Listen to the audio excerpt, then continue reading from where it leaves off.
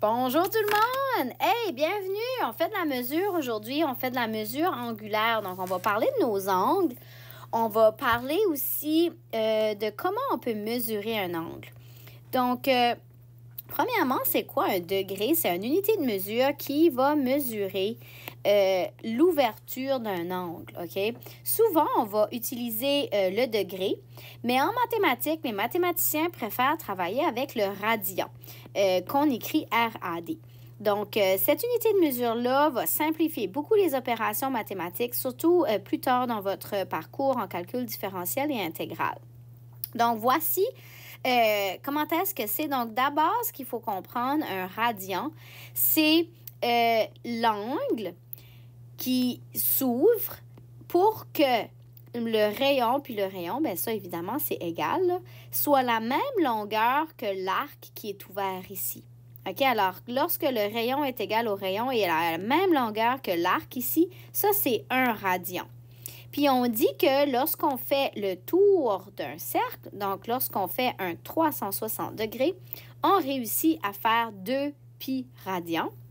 Donc, on peut aussi simplifier la formule et on peut dire que si on fait un 180 degrés, on fait pi radian. Donc, on fait 3,14 radians. OK? Parce que 1 radian, c'est à peu près cette grosseur-là. Là, après ça, on en met un deuxième ici. On en met un troisième là. Donc, 1 radian, 2 radians, 3 radians. Puis là, il reste comme le point 14 ici, là. Le point 14 est là. So, 1 radian, 2 radians, 3 radians, 3,14 radians dans un 180. Ça fait que le premier exercice qu'on va faire, c'est qu'on va convertir les angles de degrés à radians, puis de radians à degrés. Mais moi, je vous recommande la multiplication croisée pour faire ceci. OK? Alors, tu pars avec ton pi radian qui est égal à 180 degrés. OK? Donc, tu pars avec ton égalité de base. Tu mets ta multiplication. Et ici, j'ai 1/3 de pi radian.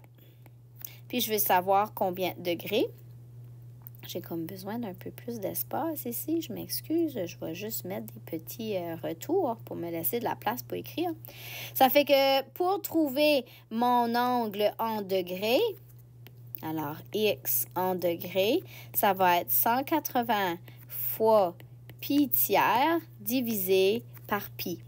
Okay? Alors, si je fais ça à la calculatrice, donc 180 fois, bien, théoriquement, pi tiers, c'est 1/3 de pi.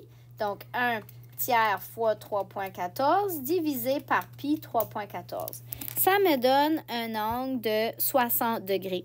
Ton pi, quand tu fais ton calcul, tu peux utiliser 3,14 ou tu peux utiliser le bouton pi sur ta calculatrice. Donc, 1/3 de radian, c'est 60 degrés. OK? Alors, ça serait à peu près comme ça. 60 degrés, ça, c'est 1/3 de pi. Ensuite de ça, prochain exemple. Donc, ici, 5/6 de pi radian en degrés. Donc, je pars tout le temps que pi radian, c'est égal à 180 degrés. Ici, j'ai négatif 6 pi radian. Donc, ça va être donné combien de degrés? Alors, x égale 180 fois négatif 5/6 de pi divisé par pi. Oups, j'ai oublié mon zéro. Alors, 180 fois négatif 5/6 fois 3,14 divisé par 3,14. Négatif 150 degrés. Et ça, on sait que un angle négatif, c'est dans le sens horaire, sur négatif 90, négatif 60. Donc, ça donnerait cet angle-là. OK? Ensuite de ça, là, on va pratiquer à aller un peu dans le calcul inverse. On va aller de degrés en radians. Alors, pi radian égale 180 degrés. 18 degrés égale combien de radians? Là, les radians, habituellement, on va donner notre réponse en fonction de pi. Donc, ça va être 18. Donc, combien de radians? Donc, 18 fois pi divisé par 180. Et ici, on s'aperçoit qu'on peut faire diviser par 18, divisé par 18. Ça fait 1 pi sur 10 radians. OK, donc 1/10 de pi radian. Et ici, 1,8 radian en degrés. Donc, on va utiliser encore notre pi radian égale 180 degrés. J'ai 1,8 radian. Donc là, on voit qu'il est en décimale. On veut savoir combien de degrés. Alors, 180 fois 1,8 divisé par pi. 180 fois 1,8 divisé par 3,14. Et ça fait 103,08 degrés. 0,18. Les degrés, tu peux les mettre en décimale. C'est possible de les travailler en pi aussi. Les radians, habituellement, on va les travailler en pi, mais dans certains cas, tu pourrais les mettre en décimale. Assure-toi que si on demande les radians en fonction de pi, il faut que ton pi soit là. Ici, nous n'avons pas vu cette relation-là dans le passé, mais il existe une relation que si je fais le rapport entre la longueur d'un arc, donc l'arc, je vous rappelle que c'est la longueur d'un côté comme ça. Donc, si je fais le rapport de l'arc avec ma circonférence de mon cercle, ça devrait me donner le même rapport que mon angle au centre par rapport à 360 degrés. Alors, si on nomme notre arc A, l'angle au centre, θ, apostrophe, donc ça c'est en degrés. Si je mets juste θ, il faut que ça soit en radian. Faites vraiment attention. On peut modifier la formule ici. On peut simplifier tout ça. Et lorsqu'on mesure en radian, ça nous donne cette petite formule ici. Cette formule ici pourrait être utilisée dans ton travail. Par contre, elle n'est pas sur ta feuille de formule. Okay? Celle-ci, c'est pour travailler les angles en degrés. Alors que ceci, il faut que tu t'assures que ton angle est en radian, toujours, OK? Parce que c'est θ. Alors, voici des exemples. Dans un cercle, oups, je voulais faire des petits enter pour me donner de la place. J'aurais dû faire ça avant, hein? Donc, ma formule, j'ai A, j'ai mon θ et j'ai mon rayon. Donc, A, c'est l'arc, θ, c'est mon angle et R, c'est mon rayon. Fait si je regarde mon cercle ici, ça, c'est mon arc. Donc, mon arc est 3 cm.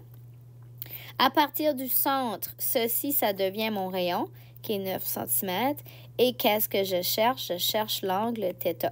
Alors, je vais dans ma formule et je remplace. Donc, mon A est 3, je cherche mon angle θ. Mon rayon est 9, je divise par 9. Alors, mon angle est 1/3 de radian. OK? Si j'essaye le prochain, j'ai A, j'ai θ, j'ai R. Alors, ici, c'est mon arc, c'est ça que je cherche. Mon angle est 120 degrés. Degrés. Ma formule, c'est en radian. Ici, c'est mon rayon, 8 cm. So, je vais d'abord prendre mes degrés, je vais les changer en radian. Alors, pi radian égale 180 degrés. J'ai 120 degrés, c'est combien de radians? Alors, 120 fois pi divisé par 180. Alors, ça me donne 2,09 radians. Et là, je peux mettre ça dans ma formule. Ou j'aurais pu le mettre en pi aussi, hein? Ou en pi, j'aurais juste fait 120 divisé par 180. Ben, c'est 2/3. Donc, ça aurait été 2/3 de pi. Ouais, c'est ça, 2/3 de pi. Donc, 2,09 ou 2/3 de pi. Et ensuite, je peux mettre ça dans ma formule. Donc, mon arc, je le cherche. Mon angle en radian, c'est 2/3 de pi. J'aurais pu mettre 2,09 fois mon rayon, qui est 8. Et ça me donne un arc de 16,72 cm. OK? Bon. Fait que là, maintenant, ce qu'on va faire, c'est qu'on va combiner nos angles en radian puis en degrés. Puis, on va combiner ça avec une notion qu'on a vue juste avant, qui était nos angles coterminales. Donc, pour l'angle, 22 cinquièmes de pi radian. OK. Oups. Donc, mon angle est 22 cinquièmes de pi radian. Là, tu peux commencer à réfléchir un peu à ce qui se passe, OK? Toi, tu sais qu'un plein tour, c'est 360 degrés ou c'est 2 pi radian, OK? Si je regarde mon 22 cinquièmes, ça, c'est 4 et 2 cinquièmes de pi. Ça veut dire que vu que j'ai 4 pi ici, j'ai fait 2 pleines révolutions de mon cercle. OK? Donc, j'ai fait une pleine résolution, c'est 2π. J'ai fait une autre pleine résolution, c'est un autre 2π. Fait que je suis rendue à 4π. Et ensuite de ça, j'ai fait 2/5 de π. So, j'ai continué un petit peu. OK? Je peux le travailler comme ceci. Alors, si je veux travailler mes angles coterminales en radians, OK, il faut faire vraiment attention. Donc, détermine un coterminal positif. Donc, le positif pourrait être 2/5. OK, parce que rappelle-toi, ça, c'est ton côté terminal. So, j'ai fait un premier 2π, j'ai fait un autre 2π, je suis rendue à 4π, puis là, il faut que je fasse 2/5 de π. So, je suis rendue ici. Alors, n'importe quel angle qui va arriver puis qui va toucher ceci va être un angle coterminal. Je pourrais mettre 2/5 ou je pourrais mettre un plein tour, donc 2π plus mon 2/5 de π, donc un plein tour plus ça. Puis ça me ferait 12/5 de π. OK? Ça serait un autre coterminal possible. OK? Parce qu'ici, il y en a à l'infini des coterminales. Ensuite, 2. Je veux un angle coterminal négatif. Alors, si je me suis rendue à 2/5 de π ici, pour trouver lui dans le sens inverse, je vais faire 2π moins 2/5 de π. OK? Parce que je veux faire mon plein tour moins ce que j'ai fait. Alors, 2π, c'est 10/5 de π. Alors, 10/5 moins 2/5, ça fait négatif 8/5 de π. Parce que je suis partie ici, j'ai fait négatif 8/5 qui m'a apporté ici, qui était l'inverse de 2/5. OK? 3. Trouve l'angle coterminal principal. Donc, on se rappelle que lui doit être positif et doit être inclus entre 0 et 360 degrés. Ou, si on exprime en radians, 0 à 2π. Oups. OK? Donc, ici, le 2/5 ici devient mon angle coterminal principal parce que c'est à partir d'ici, c'est là qu'on s'est rendu à 2/5 de π.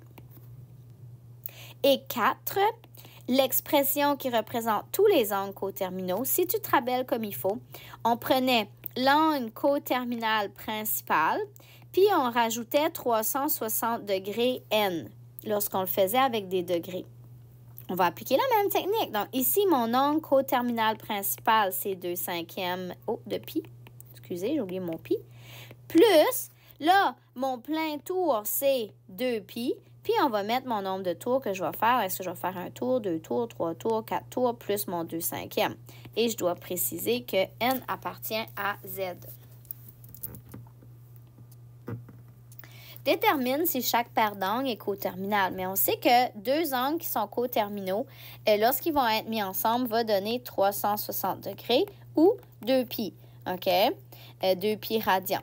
Fait que si je regarde ici, si je fais un angle et je fais 330 degrés et je fais un autre angle qui est négatif 30, est-ce que ça fait 360 degrés? Bien, mon 30 négatif plus mon 330 fait 360 degrés. Donc, oui, c'est une paire d'angles qui sont coterminaux parce qu'ils viennent toucher le même côté terminal. Maintenant, ici, nos angles sont en radians. Je vais appliquer le même principe. OK? Alors, je vais les additionner. Donc, est-ce qu'ils viennent toucher le même côté terminal? Si j'additionne 1/7 de π plus 22/7 de π, ça fait 23/7 de π. Et 23/7 de π, ce n'est pas 2π ni 4π. OK, pour un plein tour. Alors, dans ce moment-là, non, ce ne sont pas des angles qui sont terminaux. J'aurais aussi pu dire 23/7 divisé par 2π, donc divisé par mon plein tour. Et ça veut dire que ça me fait 1,64. Donc, ça ne fonctionne pas. Ça ne me donne pas des angles qui sont coterminaux. Différentes façons ici d'aller valider ça. Là, ça, c'est une technique. Je pense que dans les notes que Mme Sylvette vous a données, la méthode est un peu différente, mais ça revient au même. Détermine la valeur exacte de l'expression gotan, 7/6 de pi moins sec 3/4 de pi plus cos de 2 pi. OK? Donc, ici, va falloir aller travailler nos radians et les mettre en degrés. OK? Alors, si vous vous rappelez bien, pi radian, c'est 180 degrés. Ici, j'ai 7 pi sur 6. Je veux savoir combien de degrés que c'est. Alors, c'est 180 fois 7/6 de pi divisé par 3,14 ou divisé par pi. Donc, 18 fois 7 fois 3,14 divisé par 3,14. Oups, qu'est-ce que j'ai fait? Je me suis trompée. Ah, c'est 180. Oups! 180 fois 7/6 fois 3,14 divisé par 3,14. Donc, 210 degrés. OK? Alors, si je comprends mon angle, je suis partie de là, j'ai fait 180 et j'ai fait un autre 30 degrés ici. Donc, ça m'apporte mon triangle. Donc, c'est un triangle particulier. Donc, ici, c'est mon 30. Je vais l'écrire à la bonne place. Donc, qu'est-ce que je connais sur mon 30? Ici, c'est racine de 3. Ça, c'est 2. Ça, c'est 1. Ça, c'est mon X qui va être négatif. Ça, c'est mon Y qui va être négatif aussi. Alors, si je regarde gotan. Oh, ça me prend ma formule, ma feuille de formule.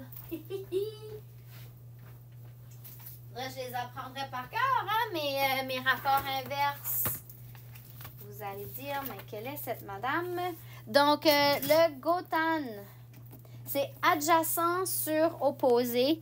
Donc, adjacent, c'est négatif racine de 3 sur l'opposé qui est 1. Donc, vraiment, c'est la racine négative racine de 3. OK. Oh, je ne l'ai pas fini, celui-là. Ah, c'était sur négatif 1, OK? Sur mes négatifs s'annulent aussi. Bon. Ensuite de ça, moins 50. Ah, on va aller travailler maintenant le 3 pi sur 4. Alors, je sais que pi radian égale 180 degrés. J'ai 3/4 de pi radian. Je cherche mes degrés. Alors, 180 fois 3/4 de pi divisé par pi.